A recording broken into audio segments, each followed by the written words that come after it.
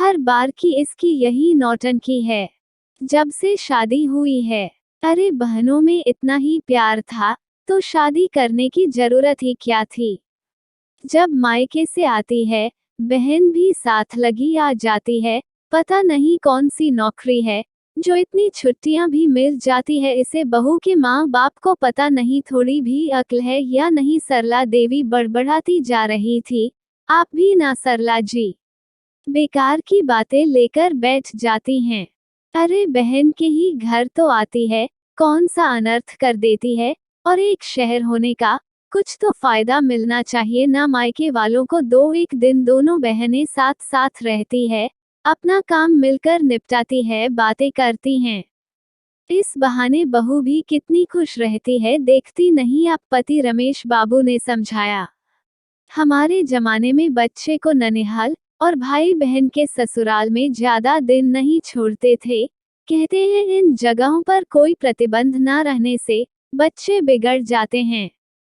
कुछ सोचकर ही बनाया होगा ना बुजुर्गों ने ये नियम। ये पुराने जमाने की बात है सरला जी। वैसे भी हमारे घर में काव्या को बिगाड़ने वाला है कौन, हम दोनों या फिर उसकी खुद की बहन जीजा। तो बेचारा खुद के काम से परेशान रहता है। अरे इतना मत सोचिए, प्यारी बच्ची है, हंसती बोलती रहती है, तो घर गुंजायमान रहता है। हम कह तो दिया सरला देवी ने, पर स्वीकार नहीं किया। दरअसल उन्हें दूसरी चिंता ही खाए जा रही थी। उनके दो बेटे सोनू और मोनू। सोनू की शादी शिखा से हुई थी। मोनू भी शादी के लायक था, वो दूसरे शहर में नौकरी करता था।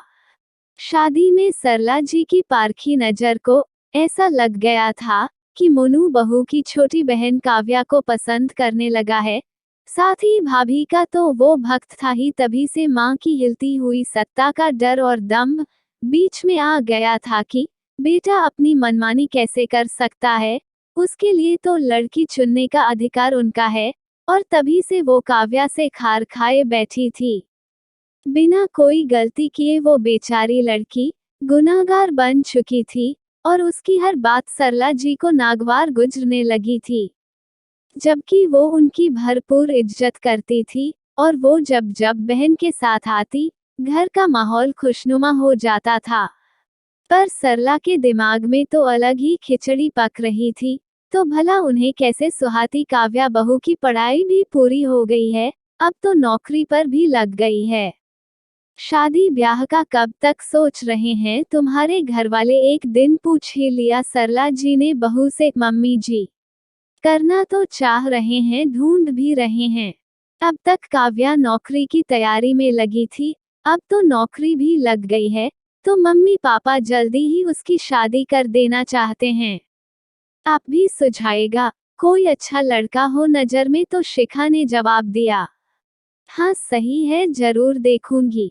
अच्छी लड़की है तुम्हारी बहन, सच पूछो तो मैंने तो देख भी लिया था उसके लिए लड़का, और तय भी कर लिया था। पर क्या मम्मी जी, और कौन सा लड़का देख लिया था। अरे अपना ही था। पर हमारे खानदान में एक कुल की दो बहनों का बहू बनना नहीं फलता। दोनों में से किसी ना किसी की जान चली जाती है। 2-3 बार ऐसा हो चुका है। दोनों में से कोई ना कोई बहन। तुम समझ रही हो ना बहू। और वो मूवी आई थी ना, देखा था तुमने, हम आपके हैं कौन। बिल्कुल उसी तरह। और इसीलिए ऐसा करना तो दूर, मैं तो सोच भी नहीं सकती। वरना तुम्हारी बहन मेरे घर आती तो मुझसे ज्यादा खुश और कौन होता भला। सरला जी ने अपनी तरकश का सबसे शक्तिशाली तीर छोड़ ही दिया। उन्होंने देखा शिखा थोड़ी गंभीर हो गई है, पर उन्हें पता था कि जब उन्होंने बात जान की कह दी है, तो सोचना तो पड़ेगा ही। अपनी ना सही बहन की जान ही सही। अगले हफ्ते मोनू आने वाला था।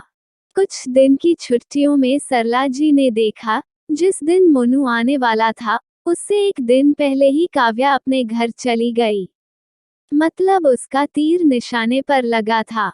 बेटा मोनू, मैं क्या कह रही थी कि सोनू की शादी करके तो मैं निश्चिंत हो गई। अब तू भी शादी कर लेता तो मैं गंगा नहा लेती। वैसे भी तू दूर रहता है, तो तेरी चिंता हमेशा लगी रहती है। तू कहे तो मैं भी आपसे इस बार यही कहने वाला था मम्मी। पर सॉरी मम्मी, मैंने लड़की पहले से ही देख रखी है। चिंता मत करो, आपको निराशा नहीं होगी। बिल्कुल भाभी की ही परछाई है वो। सुंदर, सुशील, संस्कारी। धक्का से रह गया दिल सरला जी का। अब कहेगा, भाभी की बहन काव्या ही तो है। वो कौन है वो लड़की? भाभी की बहन ही है। क्या मुझे तो शुरू से ही पता था कि ऐसा ही कुछ होने वाला है। पर कान खोलकर सुन तो, मैंने बहू को भी बता दिया है। ऐसे रिश्ते में जान का खतरा है। बहू पर या फिर उसकी बहन पर कह देती हूँ हाँ, मैं इसके लिए कभी तैयार ना होंगी। सरला ने भी कह ही दिया। पर पूरी बात तो सुनो मम्मी। क्या मम्मी? भाभी की ममेरी बहन निधि। शादी में ही मेरी मुलाकात हुई थी उससे। बिल्कुल जैसी लड़की की छवि मेरे मन में थी, वैसी ही है वो। उच्च शिक्षित, गंभीर और समझदार। आपको तो पता है ना, मुझे घरेलू लड़कियां बहुत पसंद है। निधि हर तरह से मेरे मन के खांचों में फिट बैठती है और मुझे लगता है, आपको और पापा को भाभी के घर वालों से बात करनी चाहिए। पर बेटा वो तो बहुत सांवली है। मैं तो समझ रही थी काव्या। काव्या ने तो मुझे शादी में ही रिजेक्ट कर दिया था, बोलकर कि मुझे तो हैंडसम लड़का चाहिए, आपकी तरह गोरा, छोटा, छुई मुई सा लड़का नहीं। और हाँ, निधि थोड़ी सांवली जरूर है, पर बहुत अच्छी है मम्मी। एक बार आप उससे अच्छी तरह मिल तो लो, आप भी उसकी फैन हो जाओगी। मोनू ने अपनी तरफ इशारा करके मुस्कुराते हुए कहा। मम्मी जी, मुझे देवर जी और निधि की कहानी पता थी, इसलिए आपने जब एक बहन के ना रहने की बात की, तो मैं परेशान हो उठी थी। पर आपकी बात पर गौर किया, तो लगा कि भले हम बहनें हैं, पर निधि तो मेरे नानी के घर से है।